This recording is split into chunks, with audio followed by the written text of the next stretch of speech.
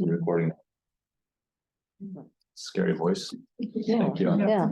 Great, actually. Okay, we decided that I would start. I'm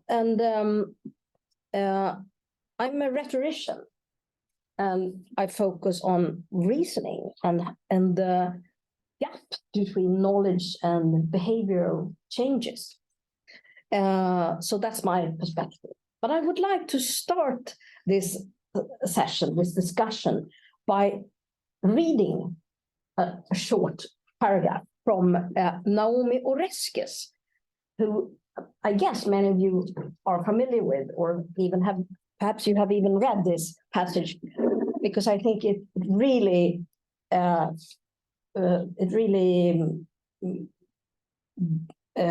samlar, vad heter det? Collects, or the different perspectives that we'll discuss today. She says, I was at a panel at the American Geophysical Union with several distinguished climate scientists. Everyone on the panel had the same message. Climate change is real. It's underway. It's dangerous. During the question period, a woman stood up and said, you're telling us that we have a very serious problem, but you don't sound at all worried. You don't even sound upset. And, says Naomi Oreskes, she was right. The scientists in the room didn't sound worried. They certainly didn't sound upset, and they almost never do. Because scientists take great pains in their work and demeanor to be rational, and scientists links rationality to dispassion. In my experience, scientists working on climate change consider it to be very important, indeed crucial, to stay calm, to remain unemotional, and never, ever get hysterical. I'm going on here with her, citing her because it's so good. In scientific circles, if you're emotional, it's assumed that you have lost your capacity to assess data calmly, and therefore your conclusions are suspect. I believe that, no, end of quote, yeah. I think that this captures one of the dilemmas that I want to discuss today. And Oreskes in this article, it's a 10-year-old article from Lim. It's a brief piece. She reminds us about Robert Merton's kudos norms. It's communism, universalism, disinterestedness, and organized skepticism, the values of the scientific of the scientific culture in many ways, even if we've been discussing it from postmodern perspectives and so on for some decades.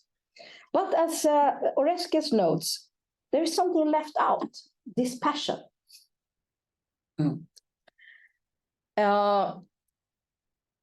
And there is reason, I believe,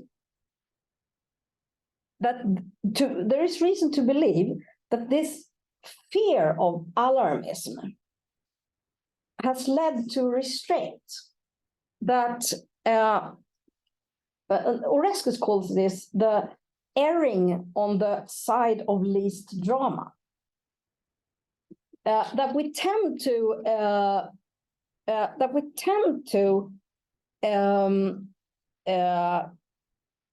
underestimate the threats because we don't want to alarm people. Since Oreskes wrote this article, things have happened. The climate crisis has escalated. The political work seems to be, well, it's too slow, obviously. And there is also growing kind of polarization and questioning of science. And we have realized that knowledge is not enough. We have the knowledge, but we still don't act accordingly. So the situation that Oreskes describes is even more acute.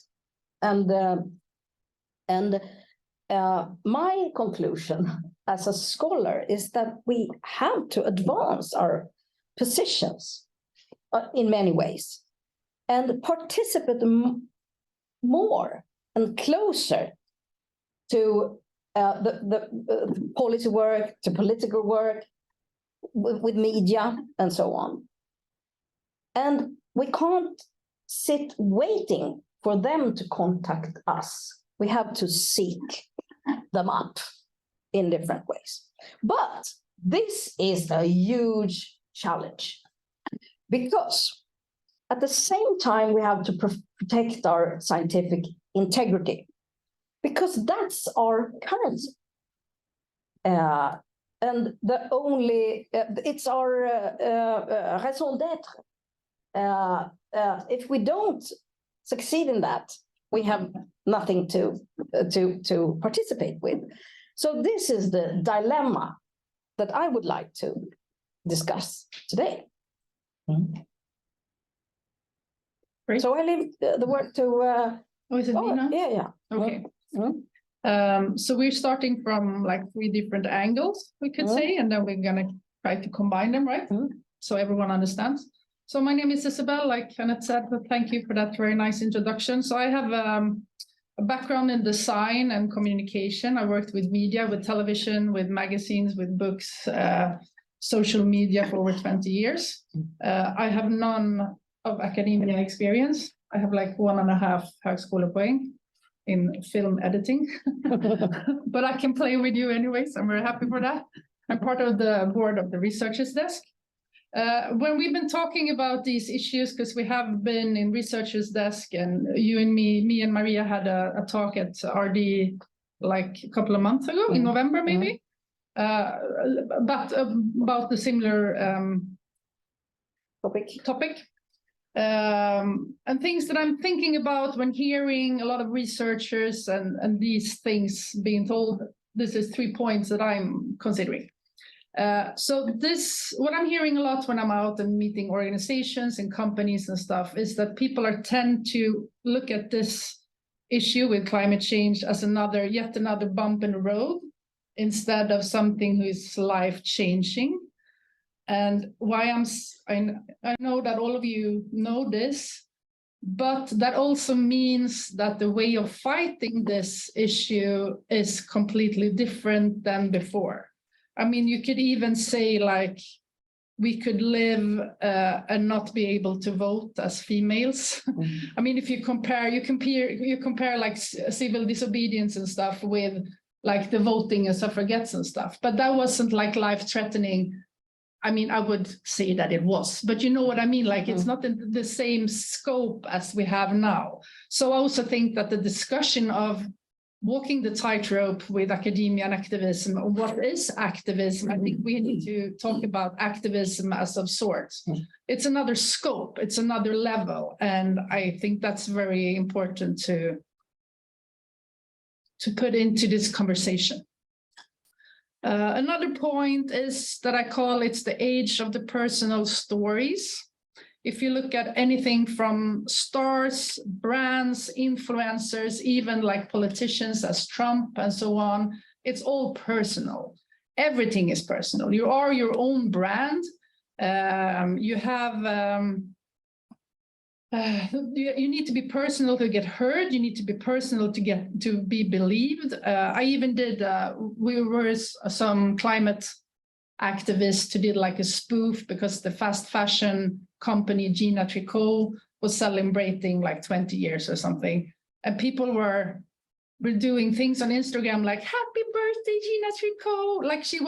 Like she was. I'm even saying it like the brand was a company. And someone said it's like me saying, I want to go and take a sauna with Claes Olsson. I mean, everything is really personalized.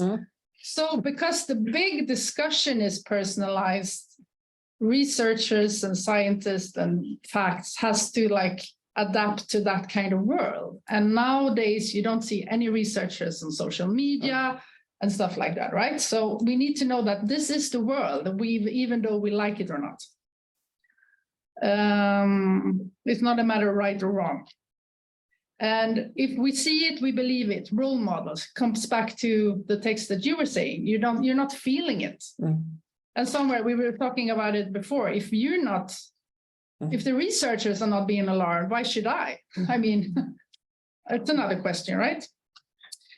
And then my third point is going to be, I'm always thinking about Per Olsson, who is docent.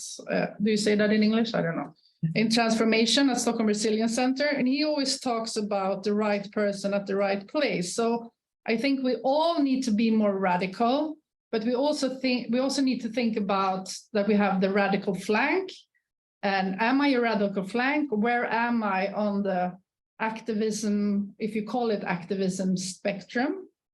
And am I doing something now, or am I doing something a bit for the future? Because we also need people who are going to act now and stir up change, but we also need people to take care of the change when it happened. So where are we on that scale? And need to know, I remember you said, maybe first time I met you, you were like, oh, I was creating some stir up at Stockholm University, but and now we can have researchers desk. A long time ago. I don't think you did that much. You said something, but it pushed the conversation in another direction. And it's so, if someone is radical over here, I'm very thankful for everyone who's gluing themselves to the street. I'm not going to do it because then I'm not able to speak over here, but because they're doing it there, I can do much better here. I think we need to have that in our conversation. Yeah, that's pretty much what I had on the top of my head.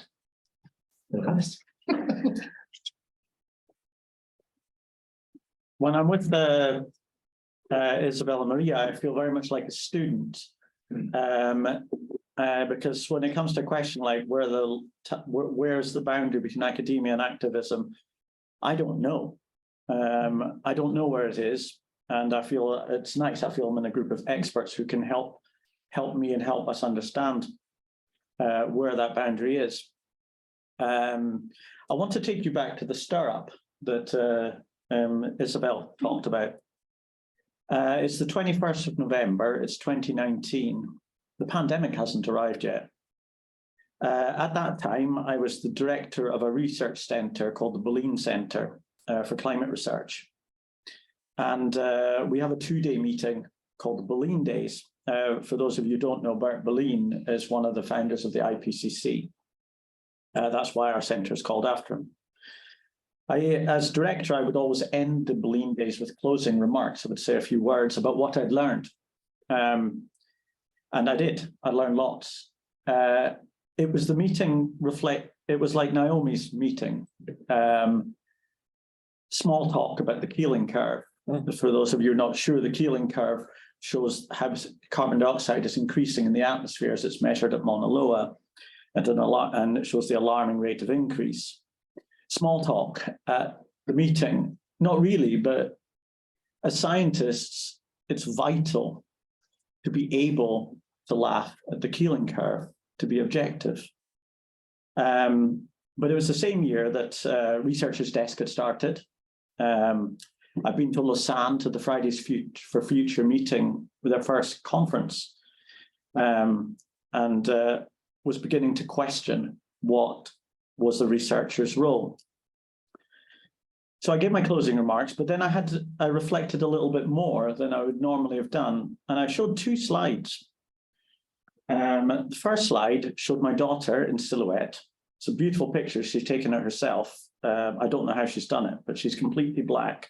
On a black background, you can just see the outline of her with light behind. It's a beautiful image, but it also speaks of the worries of the young people of the world. And on that slide, I'd written a mission for our centre was to create and communicate fundamental knowledge that must guide the decisions which will define our children's future. And then I put up a second slide. I paused for a bit. I think that might have been the point where I fell off the tightrope. The second slide shows a picture of the lake outside the university, which is called Brunsviken. It's a sea lake, so it's connected to the sea. And I wrote about a New Year's resolution. And the New Year's resolution that we would make, it was 2019, it was 2020 just coming, was to make the 20s the decade we bent the curve of climate change. After it seemed harmless. There was nothing in there. After the meeting, one of my colleagues, who I respect enormously, came up to me and said, "Why did you tell me not to fly?" I hadn't mentioned flying. I hadn't mentioned personal emissions, but I'd been silent for 10 seconds. And I think what happened is the silence allowed people to reflect about what was the elephant in the room. At an international conference, there was no feelings at all.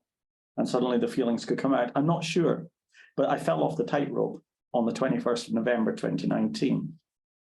And I've reflected on that for many years afterwards. I'm a researcher. I've done about 30 years of research. My first 10 years, I looked at chemical reactions between minerals and rocks. I would not bore you with that, but it was a lot of fun. I've worked on earthquake forecasting for about 10 years. I still work in earthquake forecasting. And I've worked on climate change, but climate change in the past, and only recently on what's happening now with the climate. Now, earthquakes and climate change are really, really similar because they're both caused by plate motion, movement of the continents.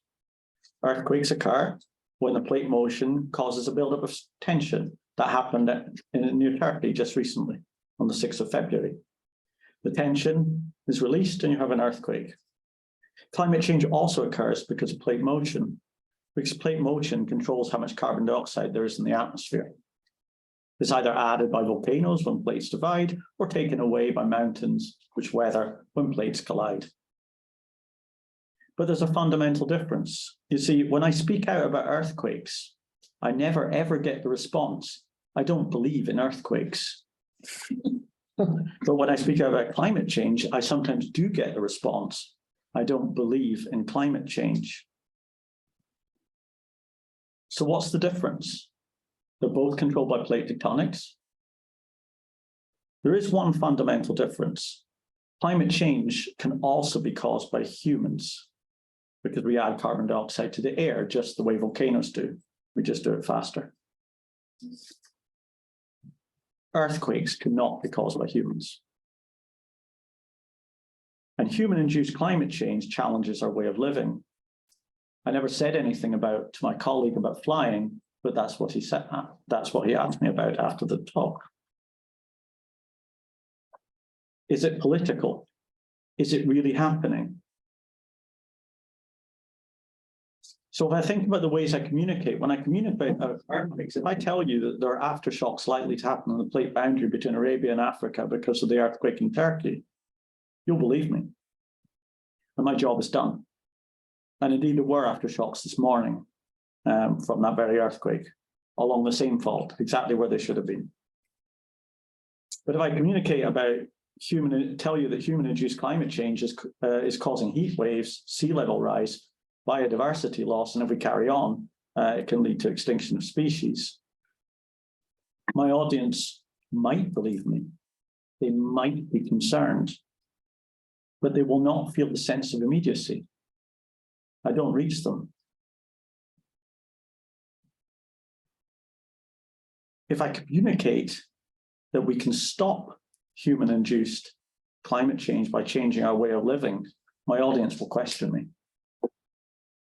Suddenly, scientific truth has become a debate because it's obvious if we change our way of life, we can reduce warming. That's not difficult science, but that truth has become a debate.